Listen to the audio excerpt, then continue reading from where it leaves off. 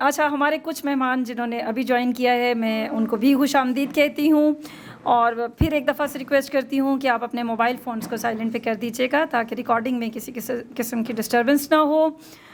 میرے اگلے مہمان جو ہیں گیسٹ اسپیکر وہ ہیں سلیم احمد ابن فاضل، معروف سماجی کارکن ہیں، ادیب ہیں، سوشل میڈیا پر ہر دل عزیز شخصیت ہیں، آگاہی ویب سائٹ کے مدیر ہیں، پیشے کے اعتبار سے انجینئر ہیں۔ انہوں نے اپنی تحریروں اور عملی کوششوں سے سینکڑوں افراد خصوصاً خواتین کو روزگار کے مواقع دے کر خود کفالت کی راہ دکھائی۔ ان کی کتاب خوشحالی کی دستک کاروباری شعور اور معاشرتی بہتری کا نایاب خزانہ ہے، جو اخلاص سے نیت اور حدت حل کی عمدہ مثال ہے۔ میں آپ کی تالیوں میں اظہار خیال کی دعوت دوں گی ابن فاضل صاحب کو۔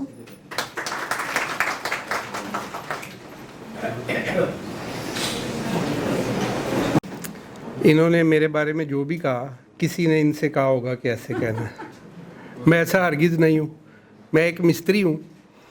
اور مجھے انہوں نے کہا جی کہ کتاب پہ بات کرنی ہے، تو میں نے ان سے درخواست کی کہ آپ کی مہربانی ہے کوئی صاحب علم لوگ، صاحب ادب لوگ وہاں بلائیں، میرا کیا وہاں کام۔ انہوں نے کہا نہیں جی، انہوں نے ضد کی اور بھگتنا آپ کو پڑنا آپ سب کو۔ جہاں اتنے با ادب لوگ آپ نے سنے ہیں، ایک بے ادب کی بھی آپ بات سن لیجیے۔ کینیڈا کہانیوں کے اوپر بات کرنی تو بہت مشکل ہے، کیونکہ نہ میں لکھاری ہوں اور نہ میں نقاد، لیکن آپ کو ایک کہانی سناتا ہوں۔ کافی پرانی بات ہے، شاید ہزاروں سال پرانی۔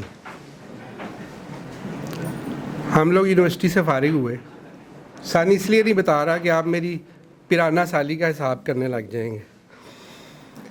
کچھ لوگوں کو، ہمارے کلاس فیلوز کو، دوستوں کو شوق تھا کینیڈا جانے کا۔ تو اس وقت یہ مال روڈ کے اوپر گرین بلڈنگ میں ان کی کینیڈا کی ایمبیسی ہوتی تھی، شاید کسی کو پتہ ہو۔ تو کہتے ہیں یار کہ آپ ہمارے ساتھ چلیے اخلاقی مدد کے لیے، ہم نے وہاں انٹرویو کے لیے جانا ہے، ٹیسٹ کے لیے جانا ہے کہ ہمیں کینیڈا کی جو ہے وہ پرماننٹ ریزیڈنس مل جائے۔ تو ہم لوگ جو اس وقت مڈل کلاس کے لوگ تھے، ہم جو جس دکان میں شیشے لگے ہوتے تھے اس دکان میں بھی داخل ہوتے ہوئے ڈرتے تھے، شاید آپ لوگوں کو علم ہے کہ نہیں، اب چیزیں بہت بدل گئی ہیں۔ تو میں اخلاقی مدد کے لیے ان گاؤں کے باسیوں کے ساتھ وہاں چلا گیا۔ اچھا، وہاں پہ ایک خاتون تھیں، گوری تھیں، کافی عمر رسیدہ تھیں، مجھ سے بھی کوئی 10-15 سال بڑی ہوں گی۔ انہوں نے کچھ فارم لا کے تو وہ ہم سب کو دے دیے۔ میں نے کہا نہیں مس، میں اس کام کے لیے نہیں آیا، تو یہ صرف دوست ہیں میرے، تو ان کو آپ دے دیجئے، میں صرف ان کے ساتھ ہیں۔ انہوں نے کہا نہیں جی، آپ نے فارم فل کرنا ہے، ہم آپ کو کون سا زبردستی بھیج رہے ہیں، آپ یہ فارم فل کر دیجئے۔ اس فارم میں ڈیٹا ہوتا ہے کہ جی آپ نے میٹرک میں کتنے نمبر لیے، ایف ایس سی میں کتنے، انجینئرنگ کون سی کی ہے، انجینئرنگ میں کتنے نمبر ہیں، وہ سارا جو بھی انہوں نے تفصیل تھی، ہم نے وہ ساری پرسنٹیج فل کر دی۔ وہ تھوڑی دیر کے بعد فارم لے کے اپنے آفس چلی گئی، بعد میں واپس آئی، آ کے کہتی جی کہ سلیم احمد صاحب کون ہیں؟ میں نے کہا جی میں ہوں، کوئی غلطی ہو گئی۔ انہوں نے کہا جی کہ 60 سکور چاہیے ہوتا ہے کینیڈا جانے کے لیے، آپ کا 60 پورا ہے، باقی سب کے کم ہے، تو آپ نے صرف $500 جمع کرانے ہیں تو آپ کو ریزیڈنس مل جائے گی۔ اور اس وقت 17,500 روپے بنتے تھے، 35 روپے کا ڈالر تھا۔ میں کہا جی 17,500۔ میں تو شغل کے لیے گیا تھا لیکن تھوڑا سا سنجیدہ ہو گیا۔ میں نے کہا یار کینیڈا جانے کا موقع ہے۔ گھر پہنچے، والد صاحب سے ذکر کیا، والد صاحب نے ڈیفینیٹلی وہ پدری شفقت ہوگی کہ انہوں نے کہا جی نہیں جی ہرگز نہیں جانا، ہم نے اس قوم کی، اس ملک کی خدمت کرنی ہے، اس کو پے بیک کرنا ہے۔ تو یہ جناب ہم کوئی 8-10 سال خدمت کرتے رہے ملک کی، بھول گیا کہ ایسا کچھ ہوا تھا، کاموں میں مگن ہو گئے، مزدوری، محنت۔ 2002 میں ایک ہماری کمپنی کے ساتھ بہت بڑا فراڈ ہو گیا۔ آپ یوں سمجھے کہ جو کچھ ہم نے 8-10 سالوں میں کمایا تھا وہ سارا کوئی حساب لے کے چلے گئے، ہم بالکل گراؤنڈ پہ آ گئے۔ پہلی دفعہ پچھتاوا ہوا کہ یار اس وقت 17,500 جمع کروا دیتے تو آج کینیڈا کے باسی ہوتے، کم از کم وہاں انصاف تو ملتا ہے۔ لیکن خیر زندہ رہنا تھا، زندہ رہے، دوبارہ سے محنت کی، پھر سے اللہ نے فیکٹری دے دی، سارا کچھ کر دیا۔ اس کے بعد کرونا کا دور آیا، تب بھی ظاہر ہم اکنامک کرائسس سے بہت زیادہ گزرے۔ اس کے بعد پھر ایک معاشرتی ناہمواری یا عدم انصاف کا ایک دور ہم پچھلے 2-3-4 سال سے دیکھ رہے ہیں، جس میں ابھی صاحب کہہ رہے تھے جی کہ عدم جو तहफ़्फ़ुज़ अदम तहफ़्फ़ुज़ है वो इंसानों को मजबूर करता है। तो तब दूसरी दफ़ा पछतावा हुआ कि यार ये हम कहाँ फंसे हुए हैं, यहाँ तो इंसान को इंसान ही नहीं समझा जाता, तो 17,500 रुपये जमा करा देने चाहिए थे। ये जो पछतावा मेरा, ये गिलानी साहब की शफ़क़त मेहरबानी इसने ख़त्म कर दिया।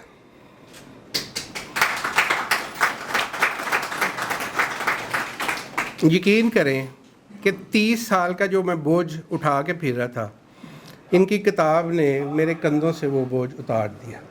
मैं इनका शुक्रगुज़ार हूँ। और मैं ये कहना चाहता हूँ कि हमारे बहुत से नौजवान, शायद आधे या शायद आधे से भी ज़्यादा, जो हसूले इल्म के बाद बाहर जाने की आरज़ू रखते हैं, उनको नहीं पता कि बाहर क्या होता। उनके दिमाग में सिर्फ़ एक इल्यूजन है, एक मुस्बत फ़िक्र है, एक इमेज है कि जी हम वहाँ जाएंगे तो कमाल हो जाएगा। ये किताब सारे नौजवानों पर फ़र्ज़ कर देनी चाहिए। कम अज़ कम एक बार पढ़ लें, फिर उनको एहसास हो जाएगा, हकीकत का इदराक हो जाएगा कि बाहर दरख्तों पे पैसे नहीं लगते। अगर हम अपने आप को कोसते हैं इंसानी रवैयों के हवाले से, तो वो भी दूध के धुले नहीं हैं। और अगर पाकिस्तान में आप सफ़र करते हैं तूल अर्ज़ में, तो आप देखते हैं कि आप छोटे शहरों में जाते हैं तो वहाँ एक अजीब सी सोच होती है कि जी हम बड़े पसमानदा हैं, जी ये लाहौर वाले सब खा जाते हैं वो। तो हम उनसे कहते हैं कि यार लाहौर वाले कुछ नहीं खाते, हम बहुत मेहनत करते हैं भाई, दिन रात काम करते हैं, इसलिए तो तुम लोग भी काम करो, तुम फारिग बैठे रहते हो। बिल्कुल यही मैंने ये किताब पढ़ के अंदाज़ा लगाया कि यही डिफरेंस है हमारा और उनका। हम यहाँ बैठ के सोचते हैं कि नहीं जी वो तो बहुत अच्छे हैं, ऐसा कुछ नहीं है। और ये सारी जो सारी आंखें खोलने वाली जो सारी हकीकत है, ये गिलानी साहब की इस किताब से मुझे समझ आई है। मैं उनका शुक्रगुज़ार हूँ कि इन्होंने आखिरी उम्र में ही सही हमारी आंखें खोल दी हैं। किताब बहुत अच्छी है, उर्दू बड़ी सलीस है। ऐसे नहीं लगता कि किसी ने किताब लिखने के लिए कोई ख़ास तौर पे जुमलाबाजी या एफ़र्ट की है। बिल्कुल आप यूँ लगता है जैसे हम आपस में बैठ के बातें कर रहे हैं। सिर्फ एक मुझे थोड़ी सी कसक महसूस हुई कि 20 सालों में कोई एक आध सक्सेस स्टोरी भी देखी होगी साहब ने, अगर वो भी कहीं टांग देते हैं अंदर, तो जो 1% लोग बिल्कुल बाज नहीं आ रहे, उनके लिए थोड़ी सी उम्मीद हो जाती है। लेकिन बहरहाल जी, आपको मुबारकबाद कि आपने इस मौजू पे कलम उठाया। और एक बात मैं आखिर में ज़रूर करना चाहूँगा, वो ये कि बाहर जो हम लोग जाने की आरज़ू सब लोग करते हैं, उसमें जो बहुत बड़ा फैक्टर है बाकी महरूमियों के अलावा, वो है नाउमीदी का। नाउमीदी यहाँ कल्टीवेट की गई है, उसको परवान चढ़ाया गया है। और ये जो लोग सोचने समझने वाले हैं, असातिज़ा कराम हैं, जो लिखारी हैं, ये इनके ऊपर फ़र्ज़ है कि वो बाकी दोस्तों को ये बताएं कि ये फ़ेक है। हमारे पास एक भी वजह नहीं है नाउमीद होने की। मैं कहता हूँ, हमेशा कहता हूँ कि कोई भी शख्स मेरे साथ आके मुकालमा कर ले, अगर वो जीत जाएगा, मुझे कायल कर लेगा कि हमें इस माशरे में रहते हुए नाउमीद होना चाहिए, तब मैं भी सर पे बाजू रख के चिल्लाना शुरू कर दूँ। हमारे पास बहुत मौके हैं। जो बच्चे या नौजवान बैठे हैं, मैं उनसे ख़ास तौर पे कहता हूँ, इस मुल्क को अल्लाह ने बेहद नवाजा है। जितने रिसोर्सेज हमारे पास हैं, अगर मैं इस पर बात करने लग जाऊँ तो कई दिन गुजर जाएँ। जितना अल्लाह करीम ने हमें नवाजा है, इस खित्ते में किसी को नहीं नवाजा। सिर्फ़ ये कि हम नाउमीद हैं। जब इंसान नाउमीद होता है तो वो मुस्बत सोचना कम कर देता है, बल्कि छोड़ देता है। हम लोग मुस्बत नहीं सोचते, इस वजह से हम उन वसाइल का दुरुस्त इस्तेमाल नहीं कर सकते। तो नाउमीदी से जान छुड़ाइए ख़ुद भी, और कोशिश कीजिए कि बाकी लोगों को भी उम्मीद दिखाइए। Thank you very much.